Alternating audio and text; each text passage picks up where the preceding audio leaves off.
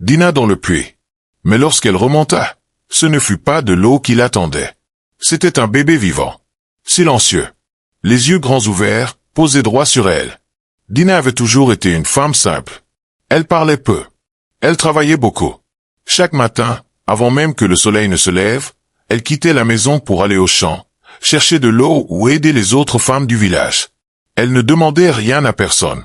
Elle souriait doucement, même lorsque la fatigue brûlait son corps. Mariée à Landry, elle ne nourrissait qu'un seul rêve. Entendre un jour le cri de son enfant résonner dans la cour de leur maison. Lorsque Dina tomba enceinte pour la première fois, tout le village se réjouit. Les femmes lui offrirent des conseils. Les anciens prièrent pour elle. Landry marchait la tête haute, fier. Mais un jour, dans les champs, une douleur violente la plia en deux. Le sang coula sur la terre sèche. Le soir, Dina rentra sans enfant. Les yeux vides. Le corps brisé. On dit que c'était la volonté de Dieu. En la consola. On lui promit que la prochaine fois serait la bonne. La deuxième grossesse arriva. Dina marchait lentement. Elle priait davantage. Mais au bord de la rivière, la douleur revint. Plus forte. Plus cruelle. Elle rentra encore, les bras vides. Les regards commencèrent à changer. La troisième fois, elle n'osa même plus se réjouir. Une nuit, seule dans la maison, la douleur la réveilla. À l'aube, il ne restait que du sang. Et un silence lourd. Alors la compassion se transforma. Les femmes cessèrent de venir. Les enfants s'éloignèrent. On murmura que son ventre était maudit. Que la mort marchait avec elle. Dina entendait. Mais elle ne répondait pas. Landry la défendit d'abord. Puis les anciens commencèrent à lui parler. Un homme sans enfant n'a pas d'avenir. La peur entra dans son cœur. Sans colère, sans cri. Il prit une seconde épouse. Et bientôt, cette femme fut enceinte. La joie revint dans la maison. Mais Dina, elle, devint invisible. Chaque matin, avant l'aube, Dina marchait jusqu'au vieux puits abandonné. Là, seule, elle plairait. Elle priait. Un jour, une vieille femme s'assit près d'elle. « Ta prière sera exaucée, mais pas comme tu l'imagines. » Puis elle disparut. Ce matin-là, le seau était trop lourd. La corde brûla ses mains. Les villageois se moquèrent.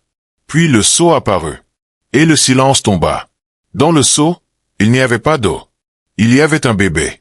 Une petite fille. Propre, calme, vivante. Quand Dina la prit dans ses bras, une paix profonde envahit son cœur. Mais la peur gagna le village. Ce n'est pas naturel. C'est un esprit. Même Landry recula. Les anciens ordonnèrent de rejeter l'enfant dans le puits. Mais la corde se rompit. La terre trembla. Et le bébé éclata de rire. Alors tous reculèrent. Avant l'aube, Dina quitta le village. Elle marcha longtemps. Affamée. Blessée. Jusqu'à un village pauvre, mais accueillant.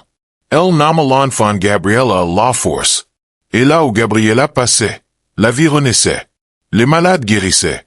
Les champs devenaient fertiles. Mais certains voulurent s'emparer d'elle. Quand on tenta de la prendre, Gabriella parla pour la première fois. Ne m'y touchez pas. Et le vent s'éleva.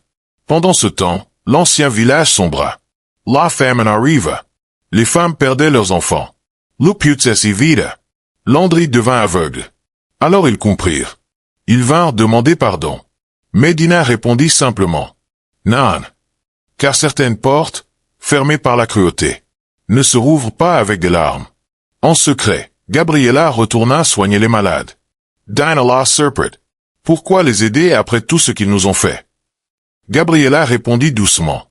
Je ne suis pas venu punir. Je suis venu éprouver la miséricorde. Alors Dina comprit. Le puits n'était pas un piège. Il était un miroir. Un jour, tous se rassemblèrent autour du puits. Ils comprirent enfin. Le mal n'était pas venu d'ailleurs.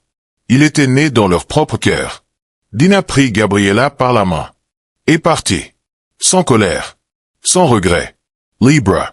Le puits se referma derrière elle. Si vous avez aimé cette histoire, aimez la vidéo. Dites-nous ce que vous en avez appris. Et abonnez-vous pour plus de récits inspirants. Merci.